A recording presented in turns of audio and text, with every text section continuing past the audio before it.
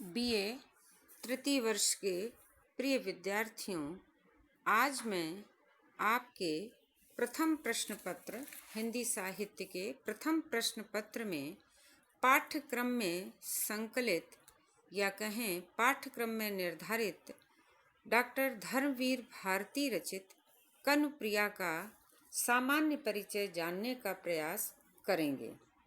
Kanupriya doctor Dharmveer Bharti की एक ऐसी रचना है जो बाह्य रूप से या कहें शीर्षक से हमें प्रणय मूलक खंडकाव्य के रूप में दृष्टिगोचर होती है, किंतु उसकी मूल संवेदना प्रणय के साथ साथ वैचारिकता भी है। यही वैचारिकता इस काव्य की प्रासंगिकता को महत्वपूर्ण बनाती है।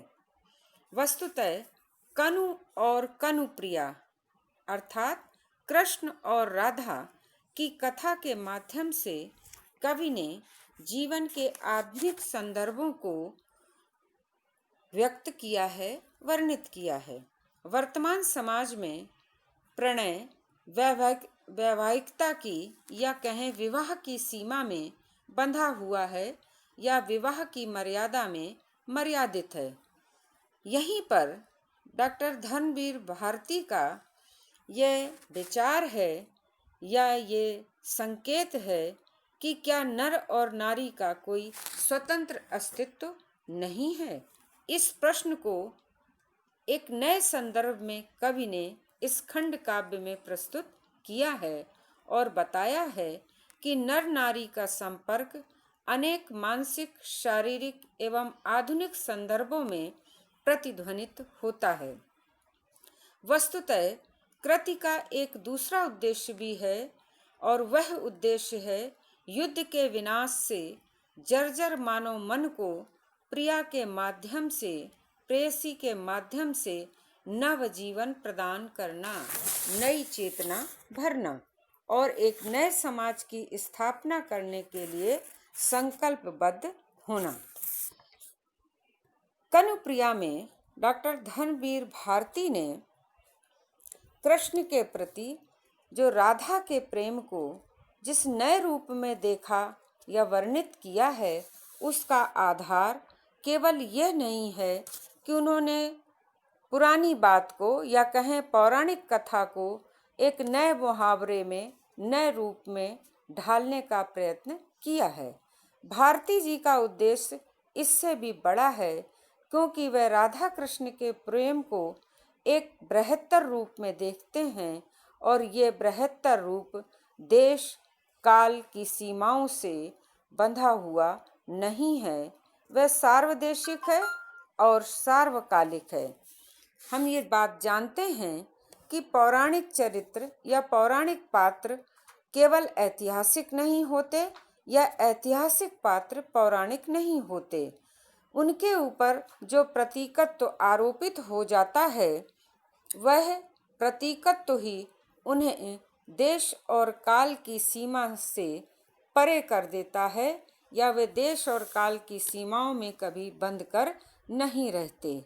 वास्तव में जाति के या कहें किसी भी जाति के गहनतम विश्वासों, आदर्शों या कामनाओं का प्रतिरूप होता है उस प्रतीक में जो पौराणिक पात्रों में कथाकारों के द्वारा या पुराणकारों के द्वारा बांधा जाता है या आरोपित किया जाता है।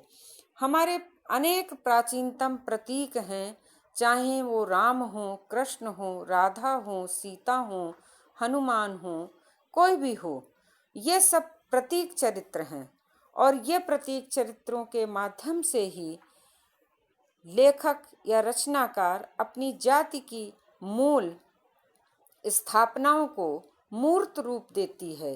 गोकुल का नटखट ग्वाल बालक और महाभारत का परम कूटनीतिज्ञ जिस कृष्ण को ये दोनों रूप समन्वित होते हैं, जिस दोनों रूपों में, वह केवल राधा का प्रिय या वैष्णव संप्रदाय का उपास्य नहीं है, बल्कि वह संपूर्ण भारतीय मानस का या कहें संपूर्ण भारतीय जाति का वह सलाका पुरुष है, जिस सलाका पुरुष का महत्व जिस सलाहकार पुरुष का आदर्श कभी भी समाप्त होने वाला नहीं है।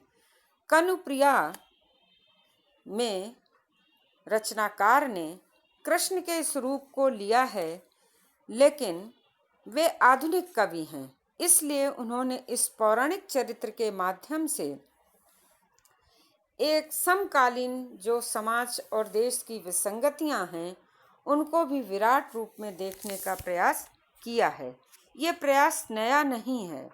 हमारे साहित्य की हर एक विधा में, चाहे वो गद्य की विधा हो या पद्य की, हमेशा परिवर्तन को स्वीकार किया गया है और उस परिवर्तन को मान्यता देने के साथ साथ उनको नए रूप में, नए ढांचे में, नई संरचना में उतारने का भी प्रयास किया गया है। उदाहरण के रूप में पुरानी कहानी को निरंतर नया संदर्भ देकर ही कवि या रचनाकार अपनी प्रतिभा में या अपनी रचना में सफल होता है और वह अपनी उस रचना के माध्यम से उस रचना को भी और स्वयं को भी कालातीत बना देता है। हम कह सकते हैं कि जिस युग में सभी कुछ नए सिरे से मूल्यांकित हो रहा हो और पुराने और प्रतिष्ठित मूल संदिग्ध हो गए हों या उनका महत्व कम हो गया हो, उसमें प्रेम के मूल्य का अन्वेषण किया जाए तो ये कोई आश्चर्य की बात नहीं है।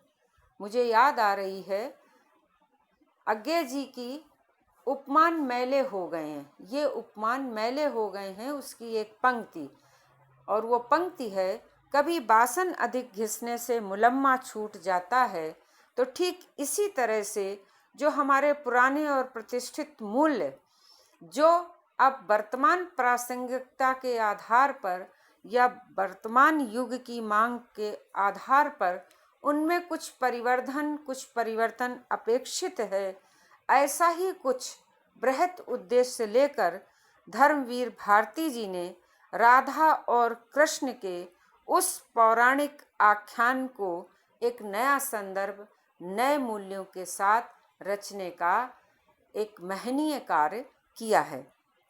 यहीं पर मैं थोड़ी सी शीर्षक के बारे में भी बात करूं कि यह शीर्षक मिश्रित है। मिश्रित भाषा वैज्ञानिक दृष्टि से कनु जो है वो कृष्ण का बिगड़ा हुआ रूप है, अपभ्रंश है, और प्रिया वहीं पर तत्सम रूप है।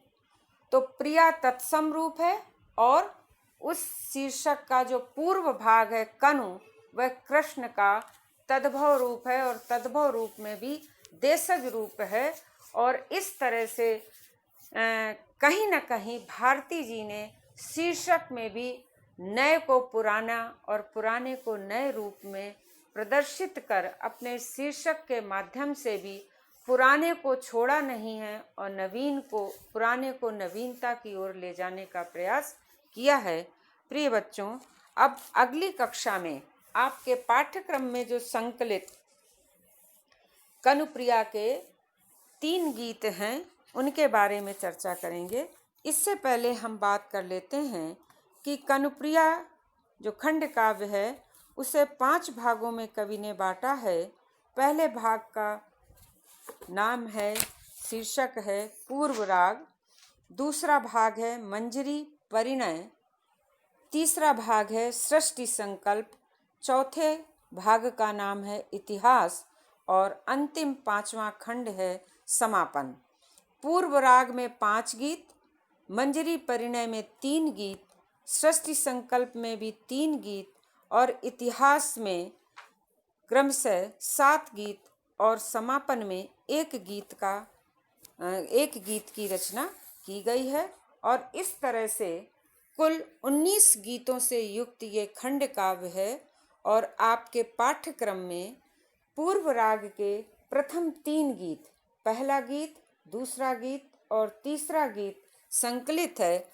अगली कक्षा में हम कनुप्रिया के पूर्व राग के पहले गीत की चर्चा करेंगे। इति।